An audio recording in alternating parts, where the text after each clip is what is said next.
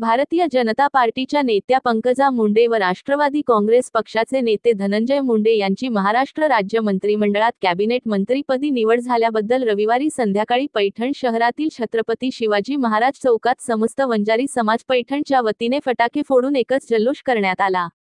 यावेळी उपस्थित समाज बांधवांनी धनंजय मुंडे, पंकजाताई मुंडे तुम आगे बढ़ो, हम तुम्हारे साथ हैं अशी घोषणाबाजी केली। हम तुम्हारे साथ हैं, हम तुम्हारे साथ हैं, दोनों भाई तुम आगे बढ़ो, हम तुम्हारे साथ हैं।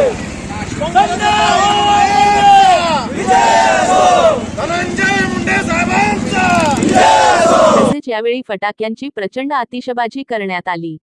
तसेच राज्याच्या मंत्रिमंडळात पंकजाताई मुंडे व धनंजय मुंडे यांना स्थान दिल्याबद्दल मुख्यमंत्री देवेंद्र फडणवीस, उपमुख्यमंत्री एकनाथराव शिंदे व उपमुख्यमंत्री अजितदादा पवार यांचे समाजाच्या वतीने आभार मानण्यात आले। प्रतिष्ठान वार्ता न्यूज साठी चंदन लक्कडहार।